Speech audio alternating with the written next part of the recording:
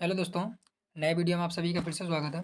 और आज क्या है जो यूपीएससी है उसने अपने 2024 का जो फाइनल रिजल्ट आता है उसी के समय एक रिजर्व लिस्ट भी बनाई जाती है। तो फाइनली क्या आज यूपीएससी ने अपनी रिजर्व लिस्ट को जारी कर दिया है। और इसमें क्या है जितने भी कैंडिडेट थे उनको क्या है आज सर्विस एलोकेशन हो गया है। तो जैसे कि हम लोग देख रहे होंगे आज कितनी है 28 अक्टूबर है। 28 अक्टूबर 2025 को जो क्या है यूपीएससी ने अपनी रिजर्व लिस्ट भी जारी कर दी है। तो इनमें से क्या होंगे अपने बहुत सारे एस्पिरेंट होंगे जो कि नए एस्पिरेंट होते हैं और उन्हें रिजर्व लिस्ट के बारे में नहीं जानकारी होती है।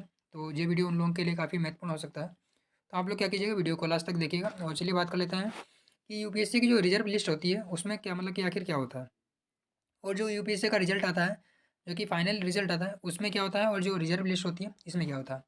और जो रिजर्व लिस्ट होती है इसमें किन कैंडिडेट के नाम होते हैं।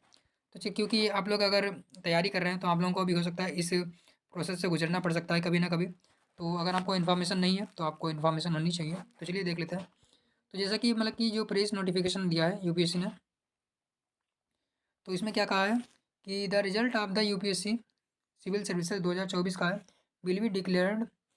कब किया था 22/4/2025 को किया गया था। इसमें क्या 1009 कैंडिडेट का जो था मतलब कि रिजल्ट जारी किया गया था। परंतु उसमें क्या था मतलब कि कुछ जो कैंडिडेट होते हैं उनका क्या कर लिया गया था रिजर्व लिस्ट में नाम आ गया था। तो रिजर्व लिस्ट का मतलब होता है कि कुछ ऐसे कैंडिडेट जिनको क्या होता है ना ही सर्विस दी जाती है और ना ही कोई रैंक दी जाती है। परंतु यूपीएससी क्या करती है उन लोगों को रिजर्व लिस्ट के रूप में एक तरीके से उनका रिजल्ट जारी कर देती है यानी कि उनको रिजर्व लिस्ट में रख लेती है। तो ऐसा क्यों करती है तो अभी मैं आपको बताता हूँ। ऐसा इसलिए करती है पहले तो आप लोग ये देख लीजिए कि कितने कैंडिडेट हैं इसमें इस बार आए हैं। तो इस बार जो 2024 का रिजल्ट आया था फाइनली उसमें जितने भी सिलेक्ट हुए थे कितने 1009 जो कैंडिडेट थे फाइनली सिलेक्ट हो गए थे। इसमें कि आईएएस आईएफएस और पीसीएस के रूप में और बाकी ग्रुप ए और बी के जो सर्विस होती हैं उसमें सेलेक्ट हो गए थे। परंतु उसके बाद में जो था मतलब कि जो रिजर्व लिस्ट में कैंडिडेट थे वो कितने थे 114 कैंडिडेट जो था रिजर्व लिस्ट में सेलेक्ट कर लिए गए थे। तो अभी बात कर लेते हैं कि रिजर्व लिस्ट होती क्या है। तो आप लोग देख सकते हैं यहाँ पे नाम दिए हुए हैं और जिसका भी मतलब कि रिजर्व लिस्ट के लिए रोका गया था नाम तो वो लोग यहाँ से देख सकता है।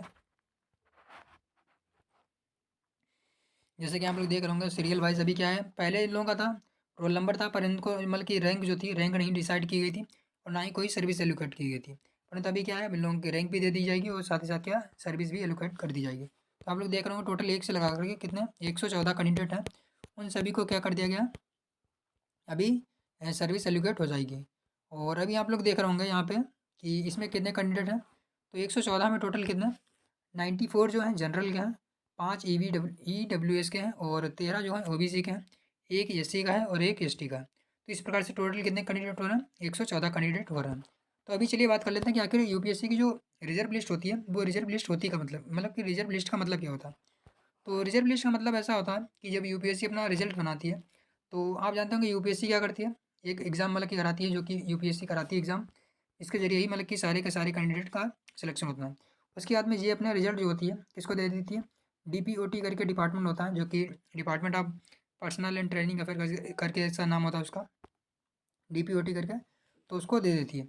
तो वहीं से लिस्ट बनती है परंतु उसमें क्या होता है कुछ मतलब कि ऐसे कैंडिडेट होते हैं जिनको क्या मतलब कि एक या दो नंबर से जो होता है मतलब कि फाइनल सिलेक्शन में रुक जाता है। जैसे कि मान लीजिए कट ऑफ गया है कि 1005 गया है कट ऑफ मान लीजिए। तो अब किसी का अगर 1004 आ रहा है यानी कि एक नंबर से उसका अगर फाइनल सिलेक्शन रुक रहा है तो हो सकता है उसको यूपीएससी क्या कर देगी रिजर्व लिस्ट में डाल देगी। क्योंकि 1000 एस्पिरेंट में ऐसा होता है कि जितने भी सिलेक्ट हुए हैं और रैंक डिसाइड हुई है उनमें से ऐसे बहुत सारे एस्पिरेंट होते हैं उनका क्या होता है कभी कभी डॉक्यूमेंट वेरिफिकेशन नहीं हो पाता है या कभी कभी फिजिकल मतलब कि कुछ प्रॉब्लम हो जाती है या फिर मतलब कि जैसे कि जो फिजिकल हम लोगों का होता है मतलब कि कहते हैं कि फिजिकल मतलब कि एक तरीके से जो वेरिफिकेशन होता है उसमें भी कभी कभी प्रॉब्लम हो जाती है। या फिर कभी मतलब कि पूरा मतलब कि डिटेल में एनालिसिस किया जाता है जो भी एस्पिरेंट होता है फाइनली जिनको मतलब कि ट्रेनिंग के लिए भेजा जाता है। परंतु उसमें अगर किसी की प्रॉब्लम आती है तो उसको अगर हटाया जाता है तो उसकी जगह पर जो रिजर्व लिस्ट वाले कैंडिडेट होते हैं उनको शामिल कर लिया जाता है। तो यही होता है रिजर्व लिस्ट यानी कि अगर किसी भी एस्पिरेंट है उसका अगर एक या दो नंबर से फाइनल सिलेक्शन अगर रुका है तो उसको क्या कर लिया जाएगा रिजर्व लिस्ट के रूप में रख लिया जाएगा। और अगर बाद में ज़रूरत पड़ती है जैसे कि फाइनल जो रिजल्ट आया तो उसमें से अगर किसी एस्पिरेंट का सिलेक्शन नहीं हो पाया यानी कि सिलेक्शन होने के बावजूद भी उसे अगर सर्विस एलोकेट नहीं हो पाई है तो उसके बाद में जो रिजर्व लिस्ट के कैंडिडेट होते हैं उन्हीं को इसमें शामिल कर दिया जाता है।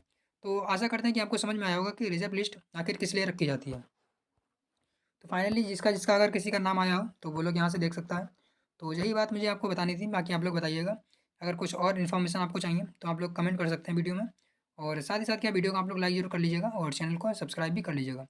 क्योंकि आप लोग अगर सपोर्ट करेंगे और आप लोग अगर मतलब कि बताएँगे क्या करना है और किस टॉपिक पे वीडियो आने चाहिए, तो उसी हिसाब से आपको आगे टॉपिक पे वीडियो मिलेंगे। बाकी आप लोग वीडियो को लाइक कर लिया होगा, तो और वीडियो को आपने यहाँ तक देखा, तो इसके लिए बहुत-बहुत धन्यवाद। तो चलिए मिलते हैं नेक्स्ट वीडियो में।